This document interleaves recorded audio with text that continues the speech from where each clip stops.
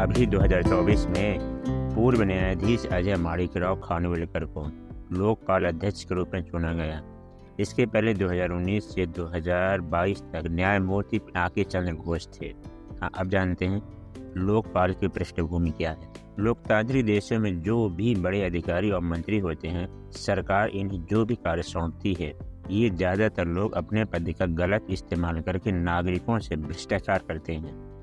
आम नागरिक इन लोगों की शिकायत कहाँ दर्ज कराए, इसके लिए विश्व का प्रथम पद स्वीडन ने 1809 में ओम्बुड्समैन प्रणाली का सृजन किया। अब जानते हैं ओम्बुड्समैन क्या है। दुनिया में नागरिक शिकायत के निवारण के लिए सबसे पुरानी स्वीडन की संस्था ओम्बुड्समैन है। स्वीडन का ओम्बुड्समैन संसद द्वारा 4 साल के लिए नियुक्त किया जाता है और संसद द्वारा ही हटाया जा सकता है। इसीलिए इसे संसदीय ओम्बुड्समैन के रूप में भी जाना जाता है।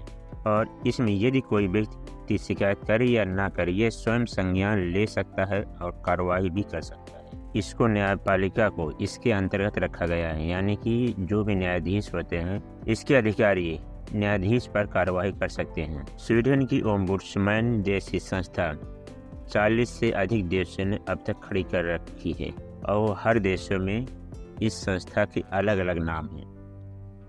जैसे भारत में ओम्बुड्समैन को लोकपाल या लोकायुक्त कहा जाता है।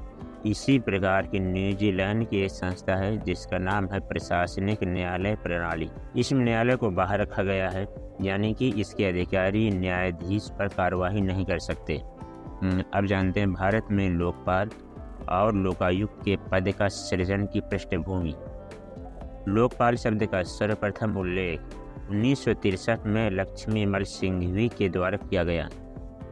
इसके बाद 1960 के दशक में भारतीय प्रशासनिक सुधार आयोग का गठन किया गया।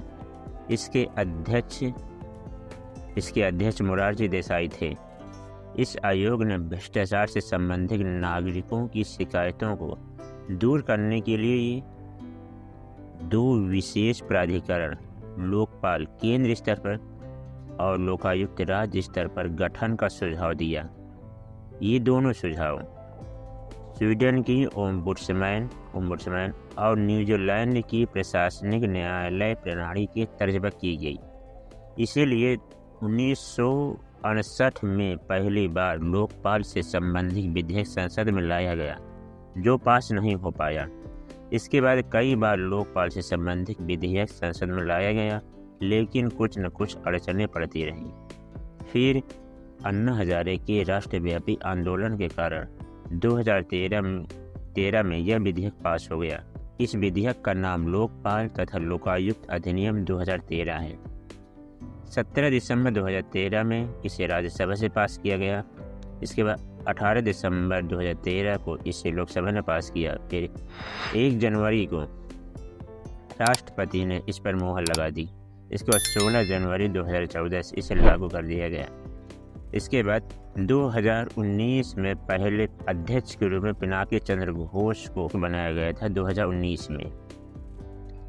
अब जानते हैं लोकपाल की संरचना के संबंधित विषय। लोकपाल और इनके सदस्यों की नियुक्ति की सिफारिश एक चयन समिति के द्वारा किया जाता है। जब यह समिति उस व्यक्ति के नाम का सिफारिश करती है तो राष्ट्रपति एक लोकपाल और अधिकतम 8 सदस्यों को नियुक्त करता है। अब उस चयन समिति में कौन कौन व्यक्ति होते हैं, इसके विषय में जानते हैं। उस चयन समिति में 4 व्यक्ति होते हैं। पहले पीएम, इसके दूसरे लोकसभा अध्यक्ष व लोकसभा के विपक्ष के नेता, चौथे भारत का मुख्य न्यायाधीश या उनके द्वारा नामित सुप्रीम कोर्ट का अन्य न्यायाधीश। इसमें अधिकतम 8 सदस्य होते हैं। अब 50% यानी कि 4 सदस्य न्यायिक क्षेत्र से होने चाहिए और 4 सदस्य SC, ST, OBC अल्पसंख्यक महिला में से होने चाहिए। इन्हीं का जो वेतन है अध्यक्ष का सुप्रीम कोर्ट के मुख्य न्यायाधीश के समान होता है। जो 8 सदस्य हैं सुप्रीम कोर्ट के न्यायाधीश के समान होता है। इनका जो कार्यकाल होता है, कार्यकाल 5 वर्ष या 70 वर्ष की आयु तक, जो भी पहले हो। अब इनको पद से कैसे हटाया जाता है? सबसे पहले कम से कम 100 सांसदों द्वारा एक याचिका संसद में पेश किया जाएगा। इसके बाद सुप्रीम कोर्ट जांच करेगा और यदि जांच में उन्हें गलत पाया जाता है तो राष्ट्रपति उस व्यक्ति को हटा देंगे। इसके बाद जानते हैं लोकपाल के समक्ष शिकायत दर्ज कराने के क्या क्या नियम हैं। योग्यता, कोई भी भारतीय हो या विदेशी हो, दोनों व्यक्ति लोकपाल के समक्ष अपनी शिकायत दर्ज करा सकते हैं। उसका माध्यम क्या होगा? डाक, इलेक्ट्रॉनिक या व्यक्तिगत, किसी भी माध्यम से। ये 15 दिन के भीतर हार्ड कॉपी लोकपाल के सामने प्रस्तुत करना होगा। कौन सी भाषा के द्वारा किया जाएगा?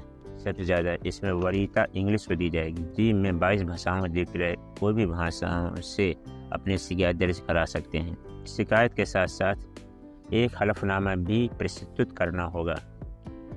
ये शिकायत 7 साल के भीतर करनी होगी। 7 साल के इसके बाद में करते हैं तो कोई कार्रवाई नहीं की जाएगी।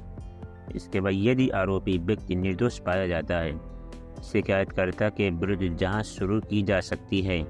अब जानते हैं लोकपाल की शक्तियाँ क्या हैं, यानी कि इसके अंतर्गत क्या क्या आती हैं। अब देखते हैं। जैसे PM, इसमें कुछ अपवाद हैं, जैसे अंतर्राष्ट्रीय संबंध, सुरक्षा, लोक व्यवस्था और परमाणु ऊर्जा और अंतरिक्ष। इन विषयों से संबंधित लोकपाल अपनी जांच नहीं शुरू कर सकता। इसके बाद मंत्री, संसद सदस्य, समूह ABCD के सभी अधिकारी, यानी कि केंद्र सरकार के सभी अधिकारी इस CBI को जांच करने का आदेश दे सकती है। अब जानते हैं लोकपाल की कमियां क्या हैं। लोकपाल स्वयं किसी सरकारी कर्मचारी या कोई भी व्यक्ति के खिलाफ कोई कार्रवाई स्वयं नहीं कर सकता। न्यायपालिका और सेवाओं को लोकपाल के दायरे से बाहर रखा गया है। संसद में कही गई किसी बात पर दिए गए वोट के मामले में मंत्रियों या सांसदों पर तो लोकपाल का क्षेत्राधिकार नहीं होगा।